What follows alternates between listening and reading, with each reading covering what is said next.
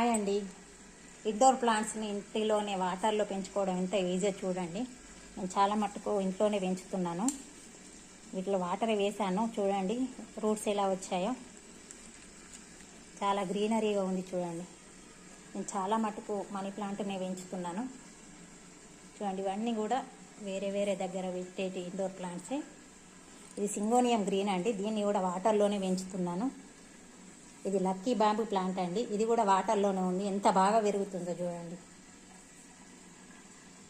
Syngonium white అండి, ఇది ఎంత మంచిగా రూట్స్ వచ్చినాయి చూడండి. చిన్న బాటిల్లో పెట్టాను, కొత్త ఆకులు వస్తున్నాయి.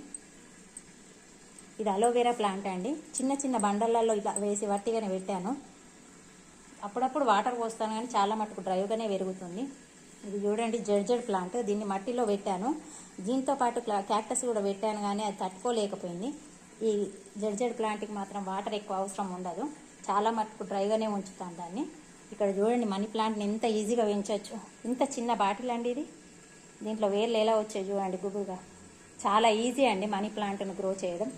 అన్నింటికంటే మనీ ప్లాంట్ని గ్రో చేయడం ఈజీ, మీరందరూ కూడా చేసుకోవచ్చు.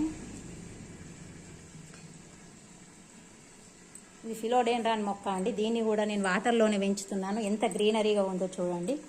చాలా మటుకు నాకు సౌత్ ప్లేస్లో చాలా మటుకు వెలుతురు వస్తుంది కాబట్టి అక్కడే ఉంచాను. ఏం లేదండి, ఇండోర్ ప్లాంట్స్ పెంచడానికి వీక్లీ వన్స్ వాటర్ మారుస్తూ ఉండాలి. ఒకవేళ మార్చకపోతే ఏమవుతుందో ఒకసారి చూడండి. మీకోసం ఇలా ఉంచాను నేను.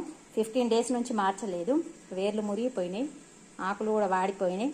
వీటిని ఒకవేళ వాటర్ చేంజ్ చేసిన అనుకోండి, ఇప్పుడు మళ్ళీ రికవర్ అయితే చాలా బాగా ఉంటుంది. మంచి వెలుతురు ఉండాలి. వారానికి ఒకసారి వాటర్ మారుస్తే ఎవరింట్లో అన్నా కూడా పెంచుకోవచ్చండి. Thank you.